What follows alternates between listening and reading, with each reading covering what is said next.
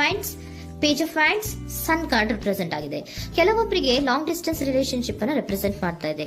ಮತ್ತೆ ಕೆಲವೊಬ್ರು ಟ್ರಾವೆಲ್ ಮಾಡೋದ್ರ ಮೂಲಕ ನಿಮ್ಮ ಪರ್ಸನ್ ಅನ್ನ ನೀವು ಭೇಟಿಯಾಗಿರುವಂತಹ ಪಾಸ್ಟ್ ನಲ್ಲಿ ರೆಪ್ರೆಸೆಂಟ್ ಆಗ್ತಾ ಇದೆ. ನಿಮ್ಮ ಪಾಸ್ಟ್ ನಲ್ಲಿ ನಿಮ್ಮ ಲವ್ ಲೈಫ್ ನ ವಿಚಾರದಲ್ಲಿ ಒಂದು ರೊಮ್ಯಾಂಟಿಕ್ ಇತ್ತು, ಒಂದು ರೀತಿಯ ಕ್ಯೂರಿಯಾಸಿಟಿ ಇತ್ತು, ಒಂದು ಎಂಜಾಯ್ ಇತ್ತು. ಕೆಲವೊಂದು ರೀತಿಯ ಮೆಸೇಜ್ ಗಳನ್ನ ಎಕ್ಸ್ಚೇಂಜಿಂಗ್ ಮಾಡ್ಕೋತಾ ಇದ್ರಿ, ಫೋನ್ಗಳ ಮೂಲಕ ಅಥವಾ ವಾಟ್ಸ್ಆಪ್ ಗಳ ಮೂಲಕ ಮೆಸೇಜ್ ಗಳನ್ನ ಕಳಿಸ್ಕೊಳ್ಳುವಂತಹದ್ದು. ಒಂದು ರೀತಿಯ ಕ್ಯೂರಿಯಾಸಿಟಿ, ಎಕ್ಸೈಟ್ಮೆಂಟ್ ಗಳೆಲ್ಲ ನಿಮ್ಮ ಲವ್ ಲೈಫ್ ನ ವಿಚಾರದಲ್ಲಿ ಇತ್ತು. ಪಾಸ್ಟ್ ನಲ್ಲಿ ಕೂಡ ನಿಮ್ಮ ಲವ್ ಲೈಫಿನ ವಿಚಾರದಲ್ಲಿ ಯಾವುದೇ ರೀತಿಯ ತೊಂದರೆಗಳಿರಲಿಲ್ಲ. ಸೊ ಪಾಸಿಟಿವ್ ಆಗಿತ್ತು. ಪಾಸಿಟಿವ್ ಚೇಂಜಸ್ಗಳು, ಬದಲಾವಣೆಗಳನ್ನೇ ನೀವು ನೋಡಿದ್ದೀರಾ. ಯಾವುದೇ ರೀತಿಯ ತೊಂದರೆಗಳೇನು, ಜಗಳಗಳೇನು ಇಲ್ಲದೆ ಇರುವಂತಹದ್ದು ರೆಪ್ರೆಸೆಂಟ್ ಆಗ್ತಾ ಇದೆ. ಅಟ್ ದ ಪ್ರೆಸೆಂಟ್ ಸಿಚುಯೇಷನ್ ಹೇಗಿದೆ? ಈಗಿನ ಸಿಚುಯೇಷನ್ ಕೂಡ ಸೆಕ್ಯೂರ್ ಆಗಿರುವಂತಹದ್ದು. ನಿಮ್ಮ ಲವ್ ಲೈಫಿನ ವಿಚಾರದಲ್ಲಿ ಅಟ್ ಪ್ರೆಸೆಂಟ್ ಅಲ್ಲೂ ಕೂಡ, ಈ ಹಿಂದೆನೂ ಕೂಡ ನಿಮಗೆ ಚೆನ್ನಾಗೇ ಇತ್ತು, ಈಗಲೂ ಕೂಡ ಪ್ರೆಸೆಂಟ್ ಅಲ್ಲಿ ನಿಮಗೆ ಕಿಂಗ್ ಆಫ್ ಪ್ಯಾಂಟಿಕಲ್ ರೆಪ್ರೆಸೆಂಟ್ ಆಗ್ತಾ ಇರೋದ್ರಿಂದ ನಿಮಗೆ ಲವ್ ಲೈಫಿನ ವಿಚಾರದಲ್ಲಿ ಚೆನ್ನಾಗೇ ಇದೆ. ಸೊ ಒಂದು ಭದ್ರತೆ ಇದೆ. ಲವ್ ಲೈಫಿನ ವಿಚಾರದಲ್ಲಿ ಒಂದು ಸಾಮರಸ್ಯ ಇದೆ. ಯಾವುದೇ ರೀತಿಯ ತೊಂದರೆಗಳು ಏನು ಕಾಣ್ತಾ ಇಲ್ಲ.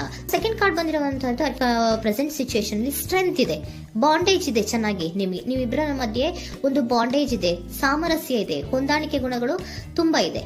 ಆದ್ರೂ ಕೂಡ ಅಟ್ ಪ್ರೆಸೆಂಟ್ ಅಲ್ಲಿ ಕೆಲವೊಂದು ವಿಚಾರಗಳ ಬಗ್ಗೆ ಅನುಮಾನವನ್ನ ಪಡ್ತಾ ಇರುವಂತಹದ್ದು ರೆಪ್ರೆಸೆಂಟ್ ಆಗ್ತಾ ಇದೆ. ಅಟ್ ಪ್ರೆಸೆಂಟ್ ಅಲ್ಲಿ ನೀವು ಕೆಲವೊಂದು ವಿಚಾರಗಳ ಬಗ್ಗೆ ನಿಮ್ಮ ಮೇಲೆ ನೀವು ಕೆಲವೊಂದು ಡೌಟ್ ಅನ್ನ ಪಡ್ತಾ ಇರುವಂತಹದ್ದು ರೆಪ್ರೆಸೆಂಟ್ ಆಗ್ತಾ ಇದೆ. ನಿಮ್ ಲವ್ ಲೈಫಿನಲ್ಲಿ ಕೆಲವೊಂದು ರೀತಿಯ ಭದ್ರತೆಗಳಿದೆ. ಸೊ ಯಾವುದೇ ರೀತಿಯ ತೊಂದರೆಗಳೇನೂ ಇಲ್ಲ, ಒಂದು ರೀತಿಯ ಗುಡ್ ಬಾಂಡೇಜ್ ಇದೆ. ಆದ್ರೂ ಕೂಡ ನಿಮ್ಮಲ್ಲಿ ಯಾಕೋ ಆತ್ಮವಿಶ್ವಾಸ ಇಲ್ಲ, ಆತ್ಮವಿಶ್ವಾಸದ ಕೊರತೆಗಳು ರೆಪ್ರೆಸೆಂಟ್ ಆಗ್ತಾ ಇದೆ. ಯಾವುದೋ ಕೆಲವೊಂದು ಅನುಮಾನಗಳು ನಿಮ್ಮಲ್ಲಿ ನಿಮ್ಮ ಲವ್ ಲೈಫಿನ ವಿಚಾರವಾಗಿ ಇರುವಂತಹದ್ದು ರೆಪ್ರೆಸೆಂಟ್ ಆಗ್ತಾ ಇದೆ. ಏನಾದ್ರೂ ತೊಂದರೆ ಆಗ್ತಾ ಇದೆಯಾ, ನನ್ನ ಲವ್ ಲೈಫಿನ ವಿಚಾರವಾಗಿ ಏನಾದ್ರೂ ತೊಂದರೆ ಆಗ್ತಾ ಇದೆಯಾ ಅಂತ ನಿಮ್ಮಲ್ಲೇ ನೀವು ಅನುಮಾನವನ್ನ ಪಡ್ತಾ ಇರುವಂತಹದ್ದು ರೆಪ್ರೆಸೆಂಟ್ ಆಗ್ತಾ ಇದೆ. ಫ್ಯೂಚರಿನ ಬಗ್ಗೆ ಹೇಳೋದಾದ್ರೆ ಕ್ವೀನ್ ಆಫ್ ಪ್ಯಾಂಟಿಕಲ್ಸ್ ಬಂದಿದೆ. ಕ್ವೀನ್ ಆಫ್ ಪ್ಯಾಂಟಿಕಲ್ಸ್ ಬಂದಿರುವಂತಹದ್ದೇನು, ಒಂದು ರೀತಿಯ ಘೋಷಣೆಯನ್ನ ಮಾಡುವಂತಹದ್ದು ರೆಪ್ರೆಸೆಂಟ್ ಆಗ್ತಾ ಇದೆ. ಯಾಕಂದ್ರೆ ನಿಮ್ಮ ಲವ್ ಲೈಫ್ ನ ವಿಚಾರವಾಗಿ ಅಟ್ ಪ್ರೆಸೆಂಟ್ ಅಲ್ಲಿ ಕೆಲವೊಂದು ವಿಚಾರಗಳಲ್ಲಿ ಸ್ಟೇಬಲ್ ರಿಲೇಶನ್ಶಿಪ್ ಅಲ್ಲಿ ಇದ್ರೂ, ಒಂದು ಗುಡ್ ಬಾಂಡೇಜ್ ಇದ್ರೂ ಕೂಡ ನೀವ್ ಯಾಕೋ ಕೆಲವೊಂದು ವಿಚಾರಗಳ ಬಗ್ಗೆ ಅನುಮಾನವನ್ನ ಪಡ್ತಾ ಇರುವಂತಹದ್ದು, ಅದನ್ನ ರಕ್ಷಣೆ ಮಾಡೋದ್ರೊಳಗೆ ಹೆಚ್ಚು ಗಮನವನ್ನ ಕೊಡ್ತಾ ಇರುವಂತಹದ್ದು ರೆಪ್ರೆಸೆಂಟ್ ಆಗ್ತಾ ಇದೆ.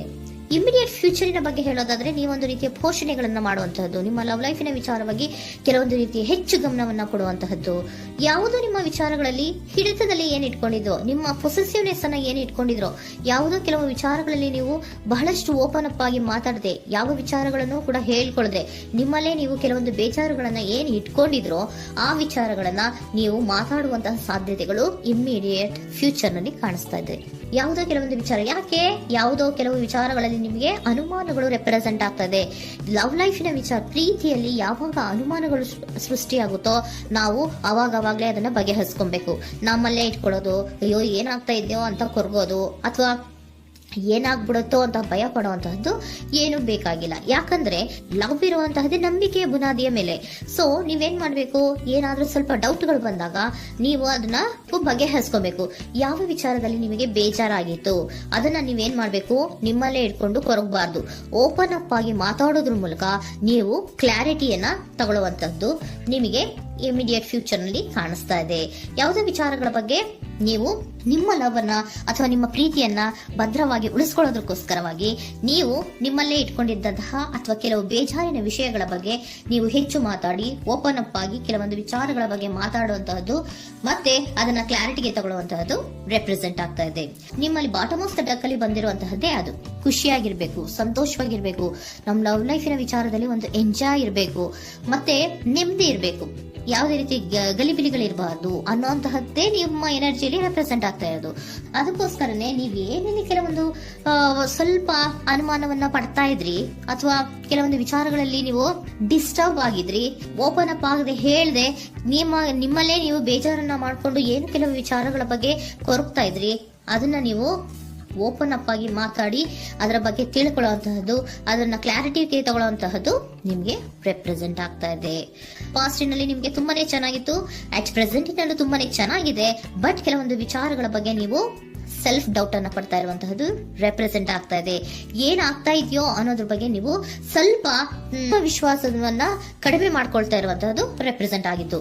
ಬಟ್ ಆದ್ರೆ ಇನ್ನು ಇಮಿಡಿಯೇಟ್ ಫ್ಯೂಚರ್ ನಲ್ಲಿ ಏನಪ್ಪಾ ಅಂದ್ರೆ ನಿಮ್ಮ ಲವ್ ಲೈಫ್ ಅನ್ನ ನಾವು ಉಳಿಸ್ಕೊಬೇಕು, ನಾನು ಎಲ್ಲವನ್ನ ನಮ್ಮ ಕಂಟ್ರೋಲ್ ಅಲ್ಲೇ ಇಟ್ಕೊಂಡು ಅಥವಾ ಪೊಸೆಸಿವ್ನೆಸ್ ಅನ್ನ ಬೆಳೆಸ್ಕೊಂಡು ನಾನೇ ಬೇಜಾರು ಮಾಡ್ಕೊಂಡಿದ್ರೆ ಸರಿ ಇಲ್ಲ, ನಾನು ಓಪನ್ ಅಪ್ ಆಗಿ ಮಾತಾಡಿ ಕೆಲವೊಂದು ವಿಚಾರಗಳ ಬಗ್ಗೆ ನಾನು ಕ್ಲಾರಿಟಿಯನ್ನ ತಗೋಬೇಕು ಅಂತ ಆಲೋಚನೆಯನ್ನ ಮಾಡ್ತಾ ಇರುವಂತಹದ್ದು ರೆಪ್ರೆಸೆಂಟ್ ಆಗ್ತಾ ಇದೆ. ಓಕೆನಾ? ಒಂದು ಏಂಜಲ್ ಗೈಡೆನ್ಸ್ ನ ನಿಮ್ಮ ಲವ್ ರೀಡಿಂಗಿನ ವಿಚಾರವಾಗಿ ತಗೊಂಡ್ಬಿಡೋಣ ಅಲ್ವಾ. The situation will improve. ಸಿಚುಯೇಷನ್ಗಳು ಇಂಪ್ರೂವ್ ಆಗತ್ತೆ. ನೀವು ನಿಮ್ಮಲ್ಲೇ ಇಟ್ಕೊಂಡು ಹೊರಗಬೇಡಿ. ಯಾವುದೇ ವಿಚಾರಗಳನ್ನ ನಾವು ಓಪನ್ ಅಪ್ ಆಗ್ಬೇಕು. ನಾವೇ ಬೇಜಾರು ಮಾಡ್ಕೊಂಡ್ರೆ ಅವ್ರಿಗೆ ಏನ್ ಅರ್ಥ ಆಗುತ್ತೆ, ನಿಮ್ ಪರ್ಸನ್ ಏನ್ ಅರ್ಥ ಆಗುತ್ತೆ, ಏನಕ್ಕೆ ಬೇಜಾರು ಮಾಡ್ಕೊಂಡಿದೀರಾ ಅಂತ ಅವ್ರು ತಿಳ್ಕೊಬೇಕು ಅಲ್ವಾ. ನಿಮ್ಗೆ ಅವರಲ್ಲಿ ಏನೇ ರೀತಿ ಕ್ಲಾರಿಟಿ ಬೇಕು ಅಂದ್ರೂ ಕೂಡ ನೀವು ಮಾತಾಡಿ ಕ್ಲಿಯರ್ ಮಾಡ್ಕೊಳ್ಳಿ. ಅವಾಗ ಏನಾಗುತ್ತೆ, ದ ಸಿಚುಯೇಷನ್ ವಿಲ್ ಇಂಪ್ರೂವ್ ಆಗತ್ತೆ. ಇದಿಷ್ಟು ನಿಮ್ಮ ಮಂತಿನ ಲವ್ ರೀಡಿಂಗ್.